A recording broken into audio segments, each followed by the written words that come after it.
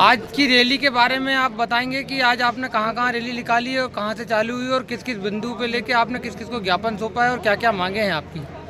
आज हम लोगों ने किसान आदिवासी संगठन समाजवादी जनपद परिषद के बैनर तले पूरे 2 दर्जन लगभग गांव के हजारों की संख्या में आज केसला आम बगीचा में एकत्रित हुए और वहां से 2-2 की लाइन बना के बैनर तख्ती लेके पूरे केसला बाजार और केसला गांव में घूमते हुए आज हम केसला थाने से होते हुए आए केसला तहसील मुख्यालय।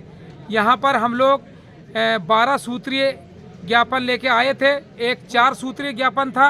12 सूत्र में ये था कि अभी आपको हाल में जानकारी होवे कि यहाँ मध्य प्रदेश सरकार द्वारा तवा जलाशय में इको सेंसिटिव जोन नाम का एक कानून लागू कर दिया, जिससे वहाँ के 1 दर्जन गांव को अपने खेत में अलाव बारना, वहाँ पे बड़े लाइट लगाना, वहाँ पे डीजे बजाना, इस तरह के चीज़ों पर प्रतिबंध लगाने की कार्रवाई कर रही है। सबसे पहली बात तो इको सेंसिटिव जोन कानून ऐसा बना है कि उसमें बहुत सारे गांव उसके अंदर आ गए, तो आप उनको कैसे रोक सकते हैं। एक तो सबसे पहली बात गलत बात है ये।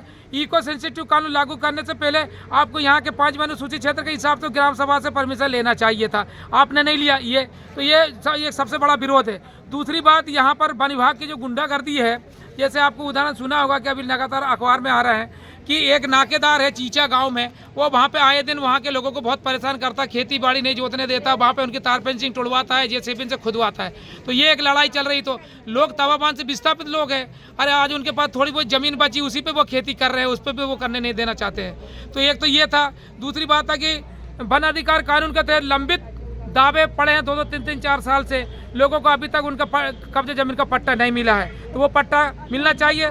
तीसरी ये बात। चौथी बात ये थी कि बारदा सिलवानी लिफ्ट इरिगेशन बंद पड़ा है, वो अभी तक किसानों के खेत में पानी नहीं पहुंचा पाई सरकार, और नहर बना के 2-2 जिलों में पानी पहुंचा दिया, तो वो चालू होना चाहिए। 5 और 6वां ये था कि चांदकिया गाँव है, वहाँ पर एक बड़ा बांध बन रहा है, वहाँ सैकड़ों किसानों की जमीन ले ली गई है, मगर अभी पूरा बांध 80-90% बनने की तैयारी में हो गया है, मगर उनको अभी तक मुआवजा नहीं मिला है। और उसके बाद आज जो मजदूर है, मजदूरों को आज कम से कम 700 रुपये रोजंदारी रोज मिलना चाहिए, एक दिन का 700 रुपये रोजंदारी मिलना चाहिए, एक मांग ये था। दूसरा ये था कि जो वृद्ध पेंशन है, सामाजिक सुरक्षा पेंशन है, उनके लिए ये था कि कम से कम 3000 रुपये पेंशन मिलना चाहिए। और वन अधिकार कानून के तहत जो गैर आदिवासी लोग वन ग्राम में बैठे हैं, उनको कब्जे जमीन, वन भूमि में कब्जे जमीन का पट्टा मिलना चाहिए, ये हम लोगों ने मांग किया है। और इसमें हमने 4 राष्ट्रपति के नाम भी एक ज्ञापन दिया है, ये मुख्यमंत्री के नाम दिया था, अभी एक राष्ट्रपति के नाम भी हमने 4 सूत्र ज्ञापन दिया है। एक ये है कि रोजगार गारंटी कानून जो जी राम जी के नाम से उन्होंने लाया भारत सरकार ने, वो सिर्फ ये है कि गरीबों के हित में नहीं है, वो कारपोरेट कंपनी उद्योगपतियों के हित में है, क्योंकि उसके आधार पर उनके काम होंगे, ये इसलिए हम उसका विरोध कर रहे हैं। दूसरा ये है कि बिजली बिल जो है, बिजली बिल 2025, वो भी पूरे कंपनी के पक्ष में है, और बिजली कंपनी के फायदा पहुंचाने के हिसाब से स्मार्ट मीटर के नाम से उसको लाया जा रहा है। उसमें अभी आपने देखा कि राज्य के अंदर कई जगह विरोध हो रहे हैं उसको बात को लेकर। तो ये, और चौथा ये था। तीसरा बिल ये है कि जो बिल बीज बिल है, अब बीज बिल ऐसा है कि भारत सरकार बीज बिल ला रही है, उसमें यह है कि बीज बिल सिर्फ उन्होंने ये कहा है कि अगर बिना पंजीकरण कोई बेचेगा तो उसको लंबी सजा, बड़ा जुर्माना होगा।